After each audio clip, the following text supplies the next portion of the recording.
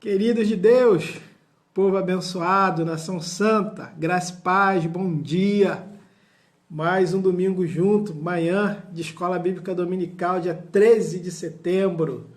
Setembro amarelo, prevenção contra o suicídio. Nós estamos juntos aqui, queridos. Estamos juntos para estudar um pouquinho mais da Palavra de Deus. Temos estudado desde o início do ano um panorama bíblico do Antigo Testamento, nas últimas semanas, nos últimos meses, né? Acho que os últimos 2 meses, estamos com os profetas. Semana passada começamos a ver os últimos profetas pré-exílico com o pastor Paulo, e hoje nós vamos dar continuidade. Para vocês que já estão aqui comigo, vamos agora fazer uma oração a Deus. Oremos. Pai, obrigado, Senhor, por ter nos trazido, Senhor, até essa aula, Pai. E sabemos que o Senhor está no controle de tudo, Pai. Te pedimos, Deus, que o Senhor mesmo venha ministrar os nossos corações, que o Teu Espírito Santo, que é aquele que nos ensinaria todas as coisas, nos ensine, Pai, acerca desse assunto, Pai, que nós possamos sair daqui mais fortes, mais firmes na rocha que é Jesus Cristo, Pai. Obrigado por tudo, Deus, em nome de Jesus. Amém. Vamos lá, queridos. Panorama bíblico do Antigo Testamento, os últimos profetas pré-exílico. Semana passada, o pastor Paulo falou de alguns profetas. Foram 4. Você pode digitar aí quais são esses profetas? Vou falar um. Sofonias. O pastor Paulo falou de Sofonias. Você lembra da aula passada? Pelo menos os 4 profetas que ele falou foram profetas que profetizaram antes do exílio do Reino do Sul na Babilônia. Eu quero... Isso, vai digitando aí, queridos. Um ajudando o outro aí, para lembrar da aula passada. Eu quero voltar um pouquinho, eu sempre gosto de recapitular algumas coisas para nos ajudar na aula corrente. Mas eu quero começar essa recapitulação falando que o Reino do Sul e os seus profetas, eles testemunharam o que havia acontecido no Reino do Norte. Sabemos que Salomão começou bem, foi um rei, herdou de Davi, o reino unificado, começou bem.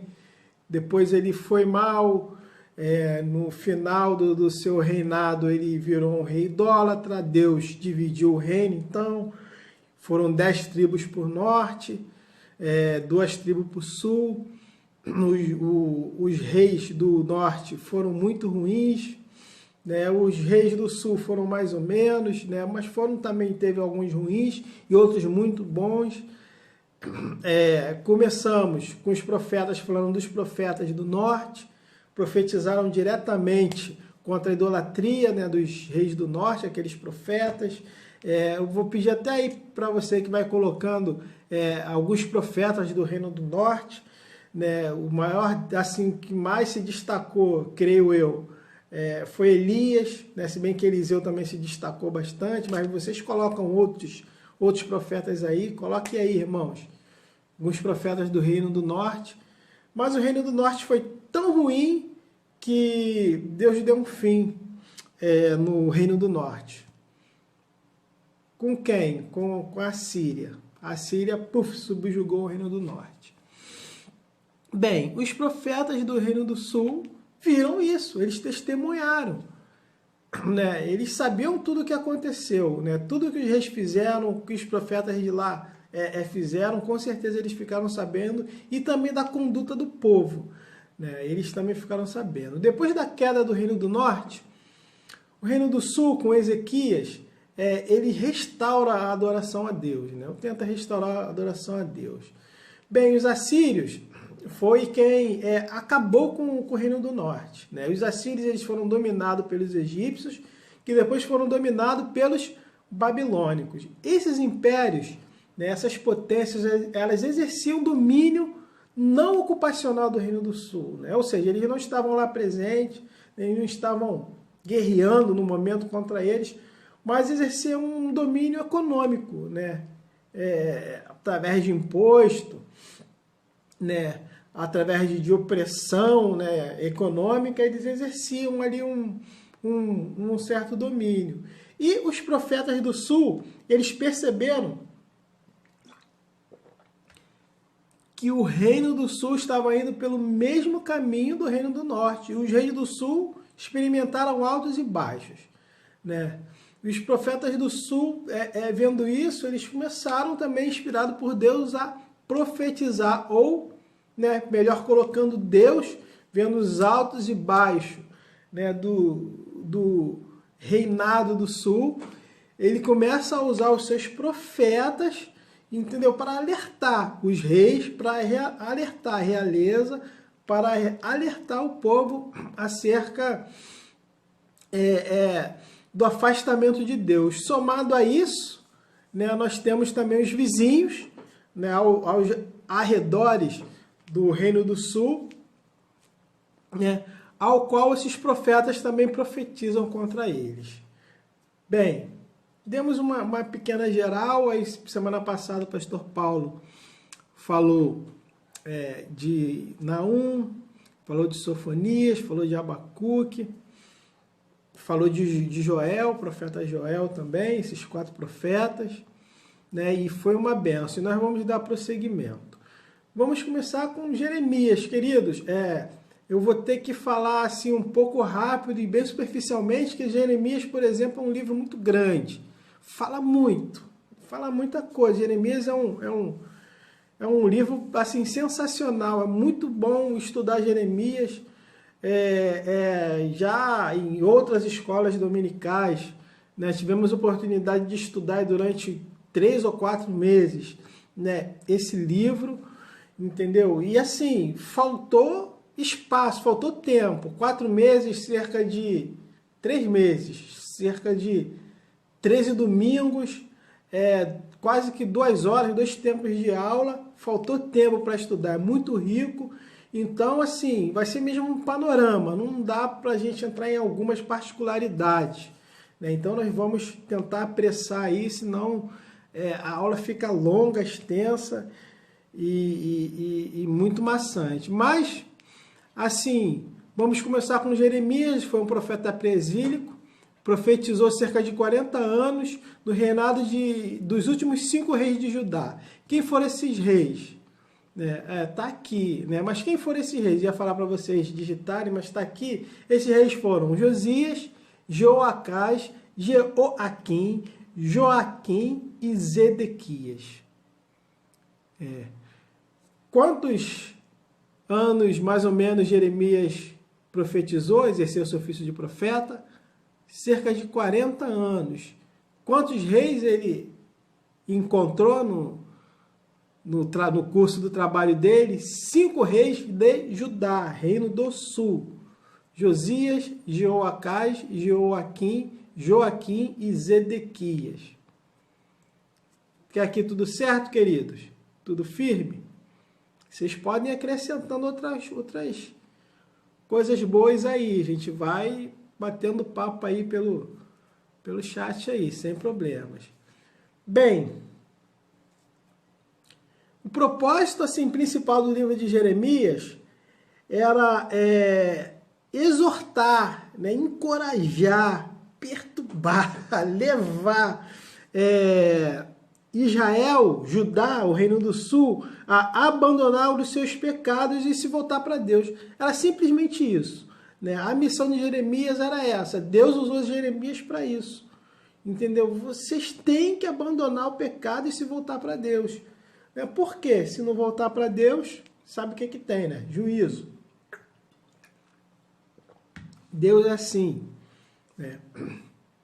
Bem, a gente olhando para o livro do profeta Jeremias, nós podemos fazer um esboço aqui que vai nos ajudar a entender um pouco mais o livro do profeta Jeremias, né? E nesse esboço, nós podemos dividir esse livro, né? Primeiro, nas profecias e orações, Depois, as advertências relativas à queda de Jerusalém. Terceiro, olhando para o livro do profeta Jeremias, promessas de esperança e restauração. Quarto, os últimos dias de Jerusalém. Quinto, o exílio no Egito. Sexto, o julgamento sobre as nações estrangeiras. E sete, o registro histórico da queda de Israel. Correto? Repetindo, nós vemos num esboço, numa preparação para nos aprofundarmos nessa obra. Nós vamos ver ali as profecias e orações, advertências relativas à queda de Jerusalém, promessas de esperança e restauração, os últimos dias de Jerusalém, o exílio no Egito, o julgamento de Deus sobre as nações estrangeiras e o registro histórico da queda de Jerusalém. Tá aí tudo bem, queridos? Vamos prosseguir? Bem, profecias e orações. Primeiro, Jeremias ele faz convites, ele começa fazendo convite, ao arrependimento e começa fazendo diversas profecias. De cara, queridos, no capítulo 1, entre o capítulo 1 e 9, Jeremias ele começa a chamar o povo ao arrependimento. Deus usa Jeremias para levar uma espécie de condenação pelo pecado. Jeremias ele é chamado e ele é garantido por Deus. Isso é muito importante a gente saber, porque nós vamos ver que Jeremias ele foi depositado, jogado, não foi jogado, foi deixado num calabouço, e nem por isso a gente vê a falta de garantia de Deus, porque assim como ele foi deixado no calabouço, puxaram ele do calabouço logo em seguida. Deus cuidou do nosso profeta, Dentro aí das profecias, de Abacuque, nós vemos aí 1, 2, 3, 4, 5 profecias que a gente pode citar. A primeira, profecia do primeiro amor, no capítulo 2, dentro das profecias, que é Deus exortando, queridos, o reino de Judá a voltar para Deus. Deus ele faz uma comparação, ou melhor, ele fala, Deus ele fala do tempo em que os hebreus estavam com ele no deserto, lá tinha maná, tinha água, as roupas não se desfaziam, eles não sentiam frio, eles não sentiam calor, eram protegidos por Deus e estavam com Deus, muito próximo de Deus. E naquele momento ali, no contexto do profeta Jeremias, eles estavam muito longe de Deus. Então, assim, Deus, ele através de Jeremias, ele exorta o reino de Judá a voltar ao primeiro amor, ou seja, a se lembrar daquele momento em que eles estavam junto com Deus e voltar para esse momento. É possível, queridos, isso é possível, e temos essa profecia. Depois, Jeremias profetiza contra a destruição de Jerusalém. Existe no capítulo 12, na verdade é capítulo 11 aí, queridos, 11, em especial o 11:11, a profecia contra a destruição de Jerusalém. O 11:11, queridos, está escrito assim: portanto, assim diz o Senhor, eis que trarei mal sobre eles, de que não poderão escapar, e clamarão a mim, e eu não os ouvirei. Jeremias profetiza já a destruição de Jerusalém, com um detalhe muito importante. Deus fala que não vai livrar eles. Eles vão clamar e Deus não vai ouvir eles. E no versículo 14, Deus pede até para Jeremias não orar por eles. Ó, tu, pois, não ores por este povo, nem levantes por eles clamor nem oração, porque não os ouvirei no tempo em que eles clamarem a mim por causa do seu mal. Né? Então, assim, é algo bem forte mesmo, né? No capítulo 12 aí, no capítulo 11,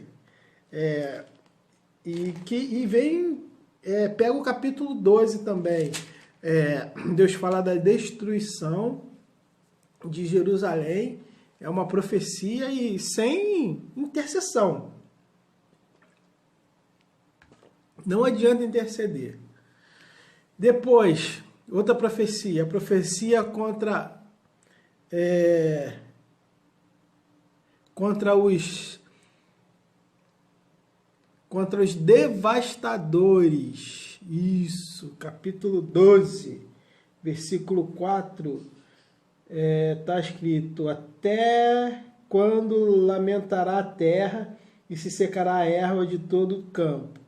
Pela maldade dos que habitam nela, perecem os animais e as aves, porquanto dizem, ele não verá o nosso último fim. Então, Deus, opa, eu falei 12:4, perdão, é 12:14, esquece o 12:4, queridos. O texto aqui, chave, é 12:14, isso é chato querer falar rápido por causa disso.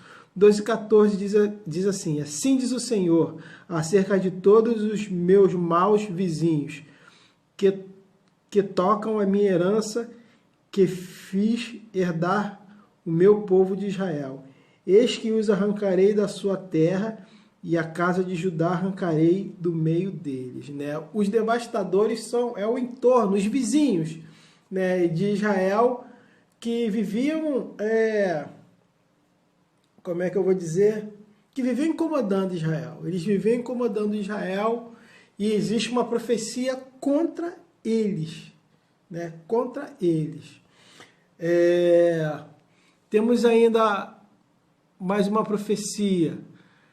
A profecia acerca do cativeiro, né? Já no capítulo 13, né? O cativeiro é representado por um cinto. Deus manda Jeremias comprar um cinto, usar o cinto. O cinto simboliza Israel e o próprio Jeremias representa o próprio Deus. Um cinto novo ali junto do seu dono é Israel, né? Os israelitas, Judá, junto de Deus. Depois de alguns dias, Deus manda Jeremias tirar o cinto e colocar o cinto, esconder o cinto numa fenda, enterrar o cinto.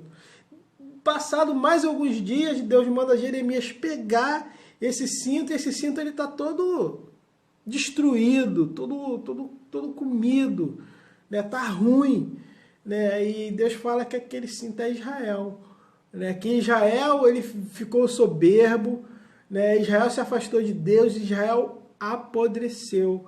Né? E um cinto podre, um cinto comido, o dono não vai usar. O que o dono vai fazer? Vai jogar de lado. E assim, realmente, que Deus quis dizer para Israel, você vai estar de lado, né? E vai estar de lado cativo, vou te colocar num cativeiro. E por fim, né, nessa primeira parte das profecias, né, do capítulo 1 ao capítulo 20, a gente vê a profecia do vaso do oleiro. Deus mostra a Jeremias o trabalho de um oleiro, né? E o oleiro, quando ele está fazendo um vaso, que vê que o vaso não vai ficar bom, o oleiro, ele desfaz o vaso para fazer um novo. Aí Deus fala para Jeremias, por acaso eu não posso fazer assim com Israel? Ele é o oleiro, né? Então, nós temos ainda essa profecia. Né? Resumindo, então, primeira parte do livro de Jeremias, a gente tem aí, assim, as profecias, onde nós destacamos 1, 2, 3, 4, 5 profecias. Né? A do primeiro amor, chamando o povo de volta para Deus. A destruição de Jerusalém, Jerusalém vai ser destruída contra os devastadores, ou seja, os vizinhos ruins que incomodam. A profecia do cativeiro, correto? Dizendo que Israel seria exilada, ficaria cativa, exilada, e a profecia do vaso do oleiro, dizendo que Israel era como um vaso nas mãos do oleiro. A qualquer momento Deus poderia amassá-los, e Deus fez isso. Amém, queridos? Coloca aí qual dessas profecias mais te chamou a atenção. Coloca aí no bate-papo aí. Se tiver alguma outra profecia, coloca aí também, queridos. A gente vai passar aqui para a segunda parte desse esboço do livro de Jeremias, que são as advertências relativas à queda de Jerusalém. Jeremias, ele faz advertências a respeito da queda de Jerusalém entre os capítulos 21 e 29. Lembrando que o contexto que Jeremias está profetizando é um contexto de idolatria, é um contexto de soberba, é um contexto de violência social, é um contexto de afastamento da palavra. Muito parecido com o norte, praticamente a mesma coisa. Então, Jeremias faz advertências acerca da queda de Jerusalém. E o curioso é que essas narrativas acerca da queda de Jerusalém, ela é quase que direta ao rei Jeoaquim e principalmente ao rei Zedequias. Em relação à queda, Jeremias ele não profetiza, ele profetiza para o povo, também serve para o povo, mas as palavras deles é como se fosse uma cariação, cara a cara com o rei Jeoaquim e com o rei Zedequias. Bem, nessas advertências, Jeremias ele anuncia a Zedequias a destruição de Jerusalém por Nabucodonosor, capítulo 21, ele faz esse anúncio, entendeu? Vai ser destruído. E quem vai destruir? Nabucodonosor. Depois, Jeremias, ele anuncia a destruição da casa real de Judá. A casa real é a realeza, não é só o rei. O rei, os súditos que viviam com o rei, a nobreza, os mais nobres que viviam frequentando a casa real. Jeremias fala para todo mundo, olha só, essa casa vai ser destruída. Depois, outra advertência, os remanescentes os remanescentes fiéis, isso é importante, os fiéis, os que permaneceriam fiéis a Deus viriam de onde? Dos exilados. E isso, assim, é tremendo, porque quando a gente pensa em exílio, a gente pensa em castigo, Pensa logo, exílio é castigo, mas nesse caso, Deus dá até a visão de 2 cestos de figos, um com figos ruins e outro com figos bons. E Deus fala para Jeremias, aqui no capítulo 24, que os figos bons serão aqueles que seriam fiéis dos exilados. Então a gente vai ver isso inclusive no livro de Daniel, no livro de Neemias, no livro de Esdras, no livro de Zacarias também, que é um profeta pós-exílio. Esses frutos, esses figos bons, reconstruindo Jerusalém, reconstruindo o templo, querendo restaurar a adoração a Deus. Então, os remanescentes viriam 2 exilados. Depois, o retorno à terra após 70 anos, no capítulo 25, uma advertência relativa à queda de Israel, é que Judá iria cair, muitos seriam exilados, mas haveria um retorno 70 anos depois, no capítulo 25. Jeremias fala isso, e nós vemos isso no livro do profeta Daniel, salvo o melhor juízo, capítulo 5.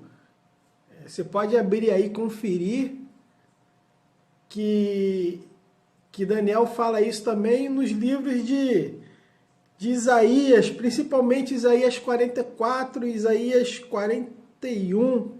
Se eu não me engano, 41 fala inclusive de Ciro, né? Então, uma advertência de Jerusalém, uma advertência relativa à queda de Jerusalém por parte de Jeremias é que haveria um retorno após o exílio, né? Esse retorno seria depois de 70 anos. E, por fim, uma advertência contra os falsos profetas, né? Os falsos profetas existiram, né? Existem e sempre existirão. E eles confrontavam, né? Eles chamavam Jeremias de mentiroso, né? A grosso modo, Jeremias, você é um mentiroso, né? Mas no capítulo 23, entre os versículos 9 e 40, existe uma profecia também contra esses falsos profetas. Bem, a quarta, pulei a terceira aqui. A terceira a terceira parte desse esboço é uma promessa de restauração, né? Todo profeta ele pode falar muito de juízo e tal, que Deus vai pegar, vai castigar se não se arrepender, mas sempre tem a promessa de restauração. Com o Reino do Sul não seria diferente. Então, entre os capítulos 33, queridos, 30 e 33, tem a promessa de restauração do reino de Judá, né? A ponto de Deus mandar Jeremias comprar um terreno fora de Jerusalém, fora dos muros, né? Fora dos limites de Jerusalém. E lembrando que Jerusalém estava sitiada, tinha muitos soldados, ou seja, Jeremias comprou um terreno, comprou um campo que estava cheio de soldado babilônico. Um péssimo negócio, mas isso é para provar que haveria uma restauração, entendeu? Haveria uma restauração, né? Então, isso está ilustrado aí entre os capítulos 30 e 33, uma promessa de restauração. E depois da promessa de restauração, eu voltei aqui que eu tô. Vamos aí para a quarta parte desse esboço do livro de Jeremias, que fala dos últimos dias de Jerusalém, entre os capítulos 34 e 45, Jeremias fala dos últimos dias de Jerusalém, e onde nós temos aí Jeremias sendo jogado num fosso. Mais precisamente, eu notei aqui, capítulo 38, entre os versículos 1 e 13. Jeremias, isso já está realmente nos últimos dias, né? O livro aí, entre 34 e 45, os últimos dias antes do exílio na Babilônia. Jeremias profetiza contra Ezequias, né, contra o reino, contra a nobreza, né? Zedequias ele é influenciado pelos falsos profetas, né, pela corte real, né? Dizem que Jeremias tem que morrer. Jeremias é jogado num calabouço, né? No mesmo momento, o etíope ele intervém por Jeremias. Jeremias é retirado no calabouço. Zedequias quer saber mais da profecia de Jeremias. Jeremias diz que é para ele se render, né, à Babilônia, se render a Nabucodonosor, botar as mãos para o alto e, tô aqui. Zedequias questiona, vem cá, e se eu não me render? Jeremias fala, então vai ter um juízo, vai acontecer isso, isso, isso e isso. E, queridos, é o que acontece. Zedequias não se rende, Nabucodonosor entra, o Império Babilônico entra em Jerusalém, eles pegam o rei Zedequias, arrancam os olhos de Zedequias e colocam Zedequias cego, preso na Babilônia. Então, entre os capítulos 34 e 45, relata os últimos dias de Jerusalém. Ainda nesse esboço, entre os versículos 40 e 45, fala do exílio no Egito. Lembrando, é bom dar um destaque de que Jeremias ele profetiza que o povo não deveria ir para o Egito. Não deveria. Mas, se tratando do reino de Judá, povo rebelde, que não acredita no seu profeta, eles vão sim para o Egito, ainda levam Jeremias para o Egito. Jeremias é levado, no capítulo 43, Jeremias é levado ao Egito pelo povo. Então, entre os versículos 40 e 45, nós temos o exílio no Egito. Capítulo 6, julgamento de Deus sobre as nações estrangeiras. Existe também a profecia contra essas nações. As nações estrangeiras não estariam livres do julgamento, não estão livres. E Jeremias profetiza isso. Entre os capítulos 46 e 51. E no capítulo 52 é um registro histórico da queda de Jerusalém. Correto, irmãos? Vimos aí só um esboço daquilo que... uma preparação para um aprofundamento no livro do profeta Jeremias, que, como eu falei, é muito rico. Como eu falei, fala muito, fica ruim. Mas, como eu falei, o livro de Jeremias ele é muito rico, diz muitas coisas, você aprende muitas coisas. Você tem a possibilidade de viajar assim na Bíblia, A Bíblia explica a própria Bíblia, E nós vemos o livro de Jeremias sendo explicado por outros livros, confirmado por outros livros. Então, esse é apenas um panorama aí dos principais fatos, uma preparação para um aprofundamento do livro do profeta Jeremias. Bem, Lamentações de Jeremias, O que são Lamentações de Jeremias? Escreva aí, queridos. O que você acha que é a Lamentação de Jeremias? Dá aí 10 segundos, você pensar e digitar. O que são Lamentações? Lamentações de Jeremias são canções fúnebres. É isso aí, exatamente isso. Canções fúnebres. Jeremias, ele é conhecido como profeta chorão, porque ele se lamentou muito, não só no livro de Lamentações, no próprio livro de Jeremias, ele se lamenta muito pelo povo.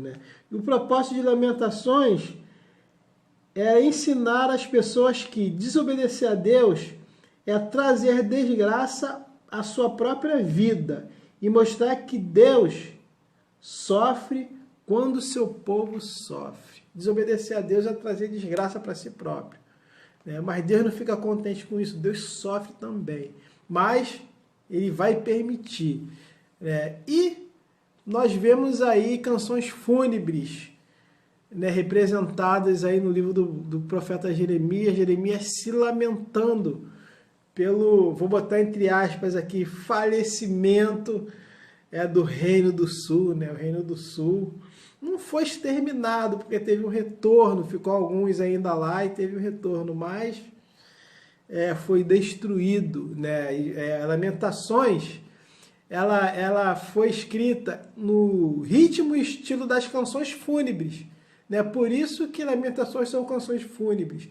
Assim como os israelitas escreviam as suas canções fúnebres, nos sepultamentos, nos momentos de muita tristeza, assim foi escrito o livro de Lamentações de Jeremias. Você vai perceber que são 5 poemas correspondentes aos 5 capítulos. Né? E o de 1 a 4, né, os versículos começam pelas letras do alfabeto hebraico. Você vai perceber isso, que era comum nas canções fúnebres. Eles escreviam exatamente assim. Beleza? O livro, um esboço do livro do profeta Jeremias, uma preparação para um estudo maior, nos diz que, primeiro, capítulo 1, nos fala da tristeza diante da destruição de Jerusalém, não tinha como ficar alegre. Depois, capítulo 2, o dia da ira de Deus contra o pecado, né, nos fala isso. Contra o pecado existe uma ira de Deus. Depois, oração pela compaixão divina, né, mesmo Deus falando para Jeremias, né, não ora, que eu não vou ouvir. Mas não adianta, profeta é profeta, sacerdote, pastor, homem de Deus, ele vai orar. Não tem jeito. Depois, o cerco de Jerusalém, representado aí no capítulo 4, e por fim, um clamor para que Deus restaure a nação. Está aí um esboço do livro do profeta Jeremias. Ou melhor, das lamentações do profeta Jeremias. Vou passar aqui um valor teológico rápido, um ensinamento aqui do livro do profeta Jeremias, onde o primeiro diz que cair nas mãos de um Deus irado é algo terrível. A ira de Deus é justa em punir o pecador, não tem jeito. Não caia assim nas mãos de um Deus chateado. Hoje, eu digo até diferente, que quando Deus está chateado por você não está pecando, o pecado causa separação de Deus. E quando automaticamente o pecado causa separação de Deus, o inimigo, o seu próprio eu e o mundo, ele vem com força para cima de você. É só soberbo, o seu eu, o seu querer aumenta, você mesmo vira o seu inimigo, o mundo, o sistema que está ao nosso derredor vira o nosso inimigo, o próprio diabo vira o nosso inimigo e eles vêm com muita força. Então, o Antigo Testamento mostra muito a ira de Deus, mostra muito Deus endurecendo o coração de Faraó, mostra muito Deus permitindo, por exemplo, que Sansão perca a sua força porque ele se engraçou com uma filisteia. Entendeu? O Antigo Testamento ele mostra muito isso. Mas o pecado, o livro de Isaías fala que o pecado causa separação, entre o homem e Deus. Então, assim, essa simples separação já é motivo para que aconteça muita coisa ruim. E a ira do Senhor, ela é evidente, foi evidente. Aqui no livro do profeta Jeremias, nós vimos, nos profetas pré-exílico, nós vimos nos profetas do norte, que profetizaram e não teve jeito, a ira de Deus veio, e assim, é algo que vai acontecer na nossa era, na nossa geração, estamos nos últimos dias, assim, vai acontecer, não tem jeito. E o segundo valor teológico, ao enfrentarmos as provações, podemos enfrentar as provações de Deus, ou dermos de cara com a disciplina de Deus, basta a gente se arrepender. Se a gente se arrepender e buscar a misericórdia do Senhor, nós vamos ter a fidelidade de Deus. Basta isso. Olha, as provações, elas vão vir. A correção pelos nossos erros vem, ou também, às vezes eu digo até diferente, a consequência pelos nossos erros, a consequência pelo pecado, a consequência pelos nossos maus passos, um passo ruim que a gente deu, a consequência vem. Mas se a gente buscar Deus, e buscar a misericórdia de Deus, a fidelidade dele nos alcançará. Bem, vamos agora para o profeta Obadias. Mais um profeta presílico, profetizou antes da queda da Babilônia. Ele era contemporâneo de Jeremias, ou seja, viveu na mesma época de Jeremias. E Obadias mostra que Deus castiga aqueles que afligem o seu povo, e você vai entender já já o que isso quer dizer, né? Deus ele mostra que o castigo é assim, ele vem, não tem jeito. Bem, Obadias ele profetiza diretamente para os edomitas, né? Edom é descendente de Esaú, né? Esaú é irmão de Jacó. Os israelitas são descendentes de Jacó. Então, os edomitas e os israelitas eles são meio que parentes, né? Os edomitas eles viviam ao redor dos israelitas, e eles eram muito, muito orgulhosos, né? Pelo poderio que eles tinham, né? Por um local que eles habitavam, que era assim, era bem seguro. Então, assim, eles eram muito orgulhosos. Beleza? Então, Obadias, ele profetizou para os edomitas. Correto? Assim como foi Naum, você me corrija aí se eu tiver esquecido. Naum, ele profetizou para os ninivitas, né? Para a Síria. Nínive era a capital da Síria, Naum profetizou para eles. Obadias profetizou para os edomitas, né? As profecias não estavam voltadas diretamente ou principalmente para Israel, povo do sul. Bem, um esboço do livro de Obadias, nós podemos dividir, primeiro, Edom, o julgamento de Edom. Edom será julgado pelo seu orgulho, porque eles eram realmente... tinham orgulho da sua posição, da sua fortaleza, do seu dinheiro, né, do seu poderio bélico. Eles eram orgulhosos, mas Deus fala, pelo seu orgulho você vai ser julgado. Obadias, queridos, deixa aqui o livro de Obadias, não tem capítulo, tá? Só um, então nem tem capítulo, bem pequenininho mesmo. Então, entre os versículos 1 e 9, Deus fala que Edom será julgado. Depois, nesse esboço, nós vemos a violência de Edom contra Jerusalém. O que acontece, queridos? Quando Jerusalém ela é sitiada, ou melhor dizendo, quando Jerusalém ela é invadida pelos babilônicos, houve uma fuga, né, de vários israelitas. Os edomitas interceptavam esses fugitivos e despojavam eles. Os edomitas faziam isso, roubavam eles, escarneciam, riam deles pela situação que eles estavam passando. Até mesmo dentro de Jerusalém, eles pegavam utensílios, né, despojaram também a cidade de Jerusalém. Né, eles foram extremamente ruins, né, com os israelitas, né, e nós vemos isso entre os versículos 10 e 14. E por fim, o dia do Senhor, versículos 15, 16, 17, mais ou menos aí, fala que o dia de Deus virá sobre Edom. Ainda entre os versículos 15 e 21, Obadias fala também da restauração de Israel. Não deixa de falar que os israelitas, né, seriam restaurados, né? E com isso, né, junto teria aí o dia do Senhor vindo para Edom. Bem,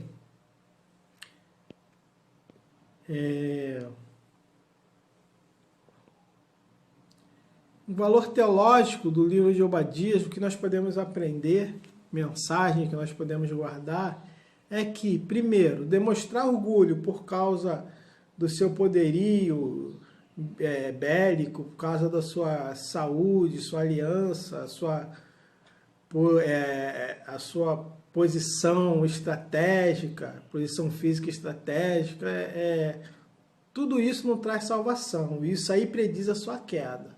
Né? Orgulho, soberba, autossuficiência prediz a sua queda. E depois alegrar-se com o infortúnio dos outros, né? Com a desgraça dos outros, foi o que os edomitas fizeram em relação a Jerusalém. Tirar vantagem, eles tiraram vantagem, roubaram os israelitas desesperados, né? Sendo atacados pelos babilônicos. Eles tiraram essa vantagem também. Precipita o quê? Precipita um julgamento de Deus. Né? Então são esses dois valores teológicos que nós podemos aí guardar, né, e aprender. Né? E com isso, nós concluímos aí essa parte, né, desses profetas pré-exílicos, Obadias e Jeremias, lembrando que Jeremias, ele profetizou e viu as suas profecias se concretizarem, e isso é muito legal, é muito gratificante. Lembrando que Jeremias profetizou antes do exílio, mas ele viveu também essa passagem, né, do exílio na Babilônia. Ele não foi, ele foi um profeta que não foi lá para a Babilônia.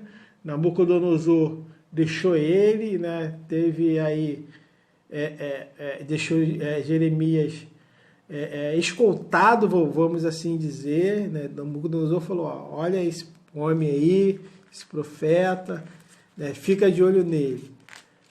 Mas não chegou aí, mas ele passou, né? Ele viu essa passagem aí de exílio aí para a Babilônia, né? Então isso é muito legal também compartilhar.